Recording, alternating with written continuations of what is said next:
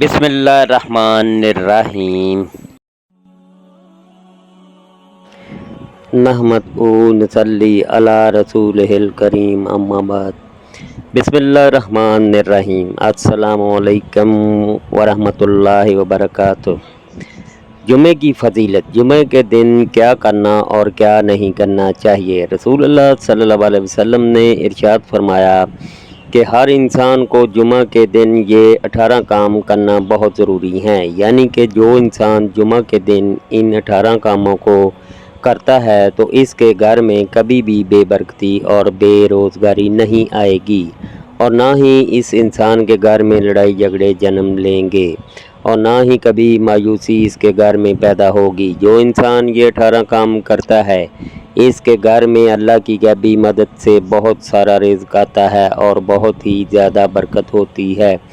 اس گھر کے لوگوں کے چہروں پر رونق نظر آتی ہے اور اس گھر کے سبھی لوگ خوشحال نظر آتے ہیں، اور اس گھر پر جادو جنات کے اثرات بھی بے سبب ہو جاتے ہیں۔ محترم ناظرین، اگر آپ جاننا چاہتے ہیں کہ وہ 18 کام کون سے ہیں جنہیں جمعہ کے دن کرنا بہت ضروری ہے تو ویڈیو کو آخر تک ضرور دیکھیے گا، انشاءاللہ اس کا آپ کو بہت فائدہ ہوگا۔ اسلامی نقطہ نظر سے جمعہ کا دن مومنوں کے لیے عید کا دن اور مغفرت کا دن ہے۔ حضرت سیدنا عمر فاروق رضی اللہ تعالی عنہ نے اپنے دور خلافت میں خطبے سے پہلے مقامی زبان میں وعظ و نصیحت کی بنیاد رکھی تھی۔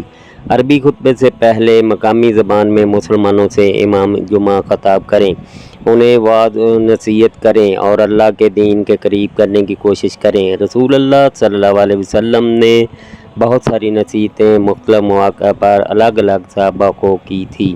آپ صلی اللہ علیہ وسلم نے اپنے عظیم صحابی حضرت ابو ہریرہ رضی اللہ تعالی عنہ کو مخاطب کر کے ان کو نصیحت فرمائی، اے ابو ہریرہ، تم کبھی اپنی پوری زندگی میں نماز جمعہ کو اور غسل جمعہ کو ترک مت کرنا چاہیے۔ کچھ ہو جائے کوشش کرنا کہ تم سے جمعہ کی نماز اور جمعہ کا غسل ترک نہ ہو جائے۔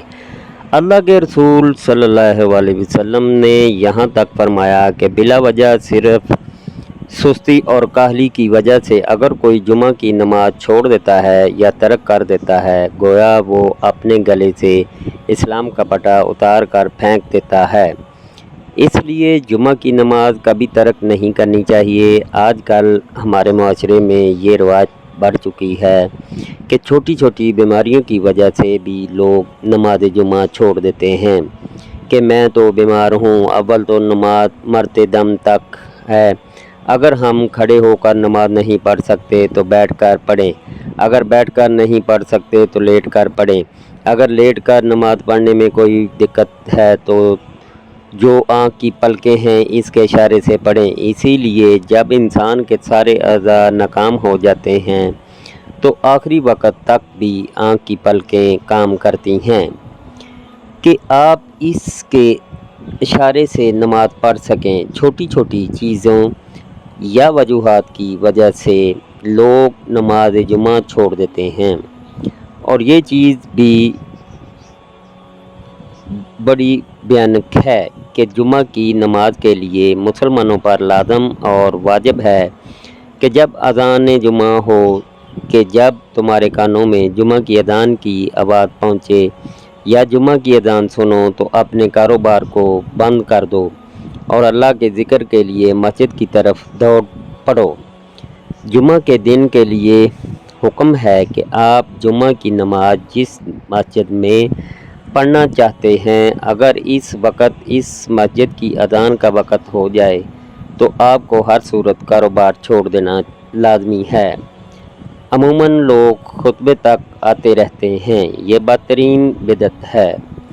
دور رسالت میں ایسا نہیں تھا، اور قرآن حکیم کا بھی یہی حکم ہے کہ جب اذان جمعہ سنو سب چھوڑ کر مسجد کی طرف دوڑ پڑو۔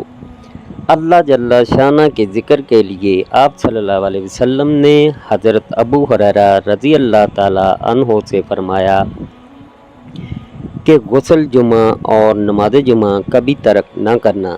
لقمان حکیم نے بھی اپنے بیٹے کو نصیحت کی تھی کہ بیٹا کبھی جمعہ کا غسل نہیں چھوڑنا۔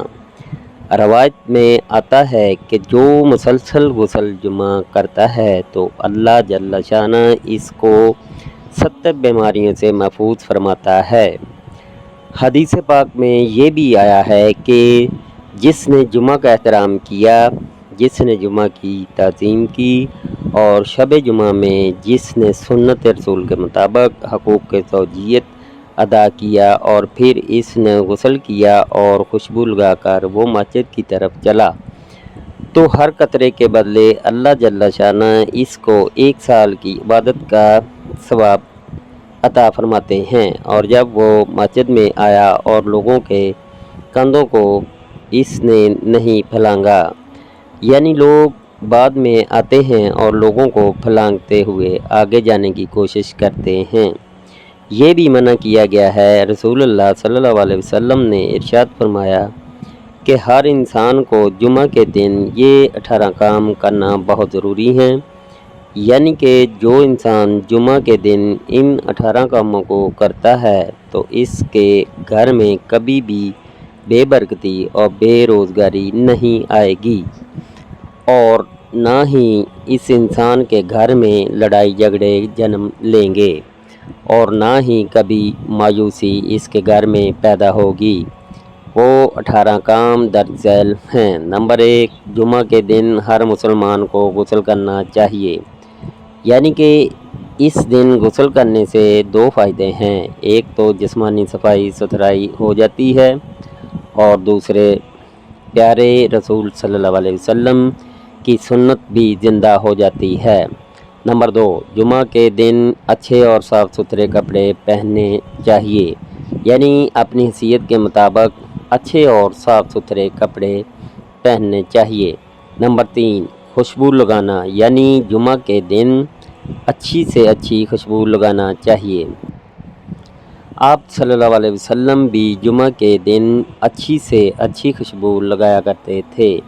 نمبر 4، سر پر تیل لگانا، اپنی حیثیت کے مطابق سر پر تیل ضرور لگانا چاہیے۔ نمبر 5،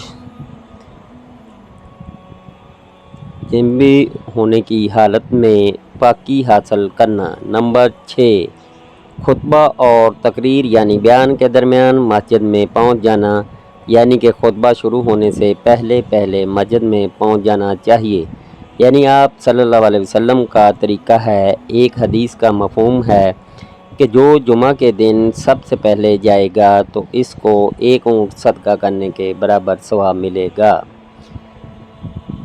جو دوسری ساتھ میں جائے گا تو اسے 1 مینڈا صدقہ کرنے کا ثواب ملے گا، اور جو تیسری یعنی آخری ساتھ خطبہ شروع ہونے کے بعد جائے گا تو اسے 1 مرغی کے صدقہ کرنے کے برابر ثواب ملے گا۔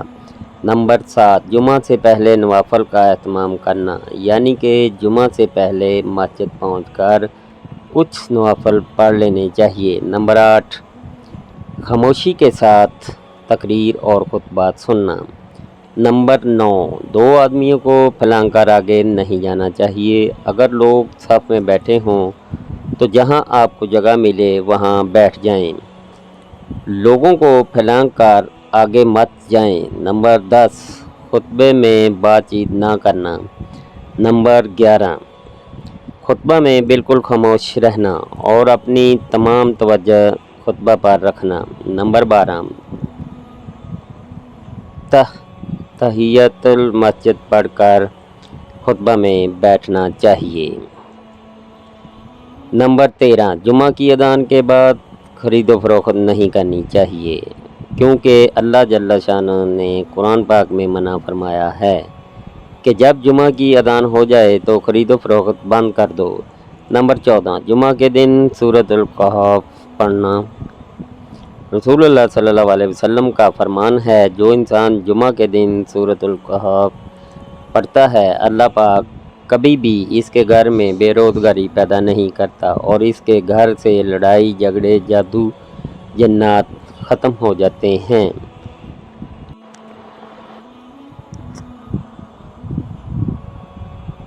نمبر 15، رسول اللہ صلی اللہ علیہ وسلم پر جمعہ کے دن زیادہ سے زیادہ درود شریف پڑھنا چاہیے۔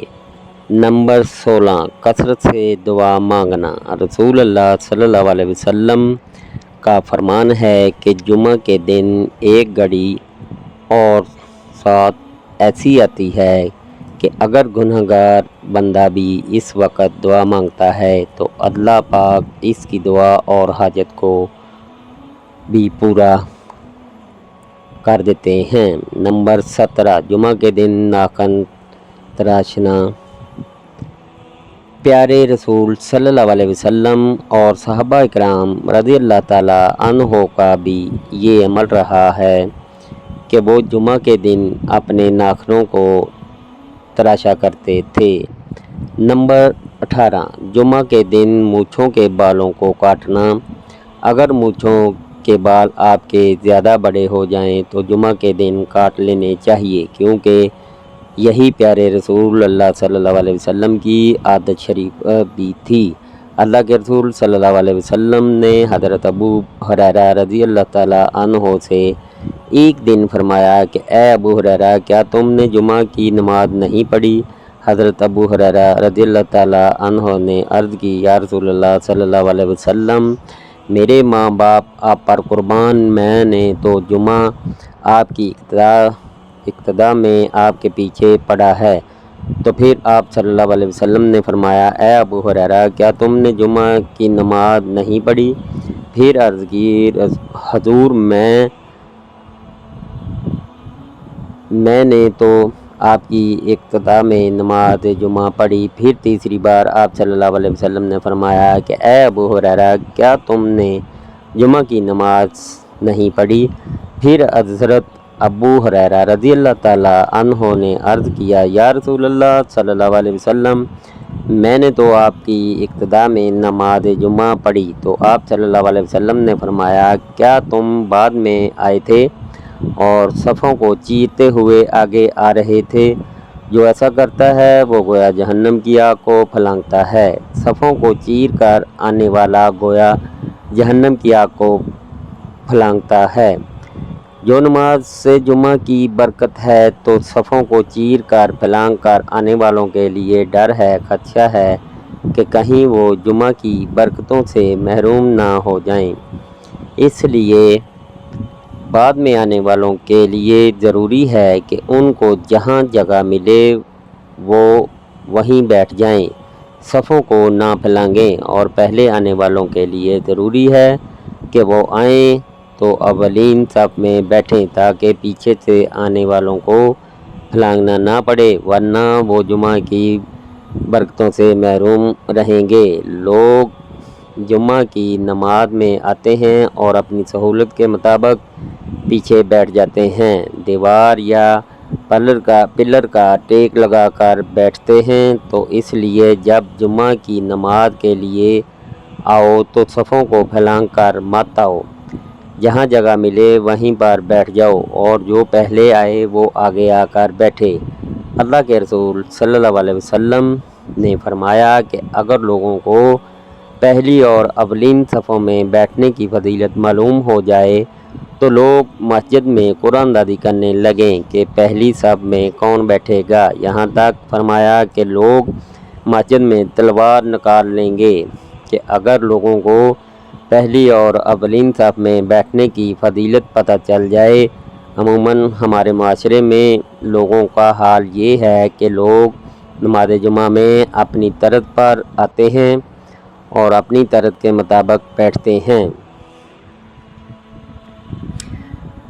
اللہ پاک ہر مسلمان کو اپنے حفظ و ایمان میں رکھیں، آمین ثم آمین یا رب العالمین۔ اللہ حافظ۔